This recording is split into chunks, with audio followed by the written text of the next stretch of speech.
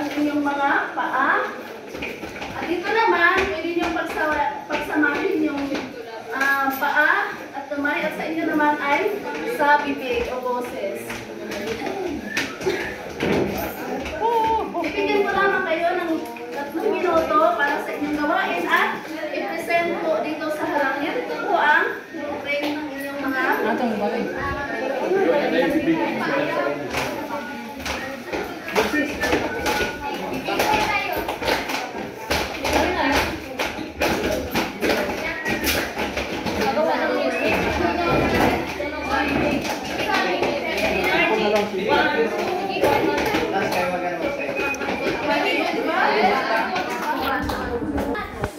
meron tayong kriteria kung ang inyo bang mga ginagawa ay kung nakalikha ito ng natatanging tunog tulad ng malakas na pagpak at tulad ng pagpadyak at ang pangkat na nakapanatili ng matatag na beat o ritmo ay magkakaroon po tayo ng reward.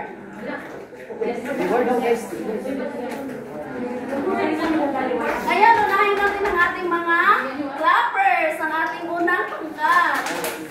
Salubungin natin sila sa kasilahan ng bata.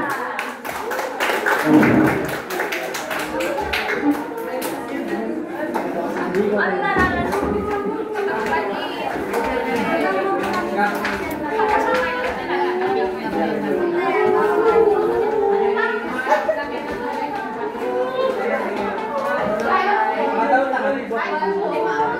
Mga bata, tumayan po natin ang pagtatanghala. Unang pangkat, talapak po.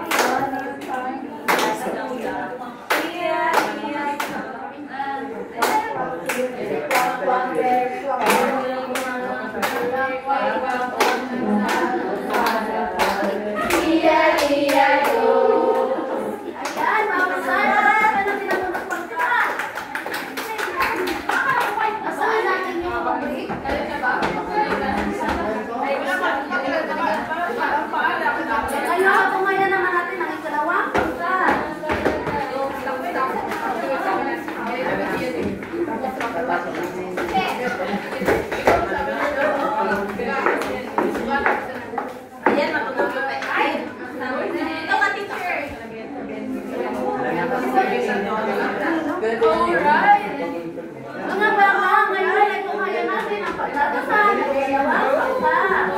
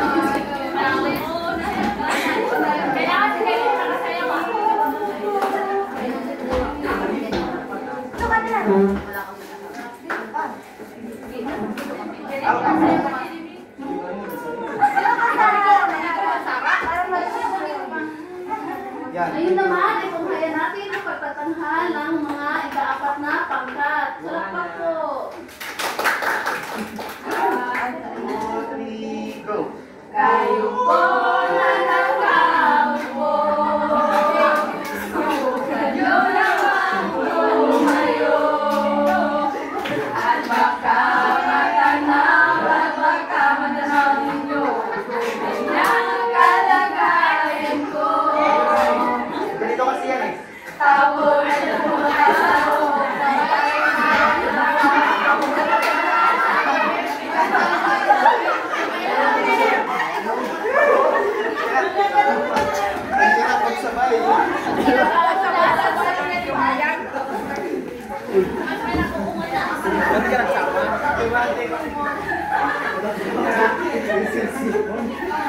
Ang husay, ako'y nagagalak sapagkat nagawa natin ang paggaya ng iba't ibang tinik ang tunog gamit lamang ating bahagi ng katawan.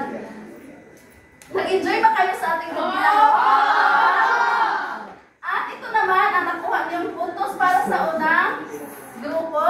Lahat sila ay nakumpleto ang kanilang gawain. Sa pangalawa naman ay ganon din, nakumpleto sila. Sa pangatlong pangkat naman ay ayun, perfect din. At sa pangapat na pangkat ay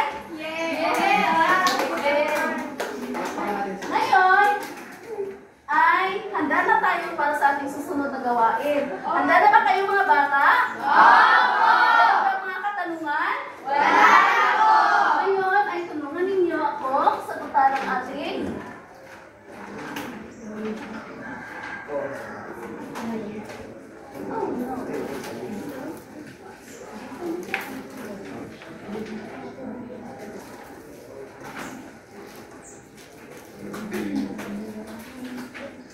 Danica, maaari bang basahin mo ang panuto sa ginagawain? Panuto, basahin ang bawat pahayag sa ibaba. Lagyan ng check ang pahayag para sa tama. Kung ang pahayag ay wasto, umali kung hindi ito wasto. Naintindihan ba ang panuto mga bata? Teacher. Teacher number 1. Teacher number 1. Hindi, isa pa. Jerry, Sabi mo, open pa yung isa. Yung isa, open. basahin mo na ang pahayag bago sagutan. Ang malakpak ay maaari lamang maging malakas. Tama? Tama ba si Jeremy?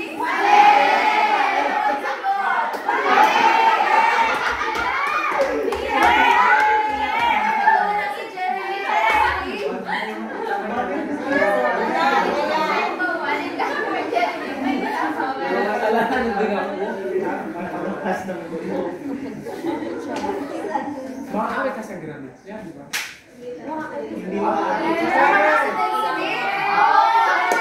Tama.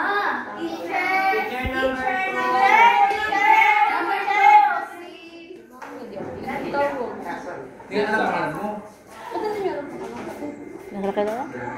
Open mo yung isa, meron pa sa Basahin mo lang pangungusap, pag-usaptan. Kapag nagpapadyak o nagyayakang ka, nakakalikha ka ng mabigat na tunog. Mali. Tama ba ang sagot? Mahusay. Palakpakan naman natin. Sa pangatlo. Simon. Ang pagtabik ng iyong hita at pagtabik ng iyong hibig ay lumikha ng parehong tunog.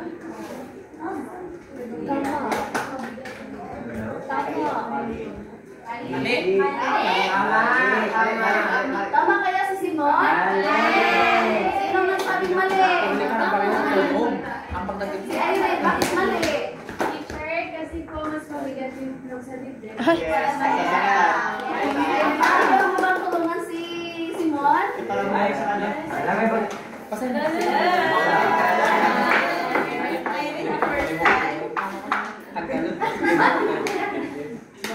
Tama na ba ang sagot? Mahusay. Palakpakan naman natin ang mga sumasagot. Sa pang-apat. Line. Ang pinakamalakas na tunog na ginawa natin gamit ang ating katawan ay ang pagpadyak. Mali. Mali.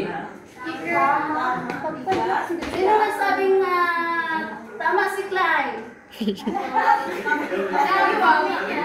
Tama po ba? Sa mga ginagawa natin kanina, ano yung pinakamabigat na tunog? Pagpadyak. Ang pinakamalakas na tunog na ginawa natin gamit ang ating katawan ay ang pagpadyak. Tama ba? Ang pagpadyak kanina ay mabigat ang tunog. Pero, di ba, nagpalakpak tayo, pwede ring malakas. Pagpadyak tayo, pwede ring malakas. So, ganun ay? Tama si? Klein. Palakpakan natin si Klein. Si Criselda. Sample. Maaari tayong lumikha ng musika gamit ang ating katawan kahit walang instrument. Pwede magpa-sample, teacher. Sample daw po. Sample daw po. Sample. Gusto namin Sample po. Tama ba ang sagot ni Criselda? Mahusay. Palakpakan natin ang lahat ng inyong tama. O ay natutuwa sapagkat may naintindahan ninyo ang ating tinalakay ngayong araw. Ano nga ulit ang ating tinalakay ngayong araw? Fatima?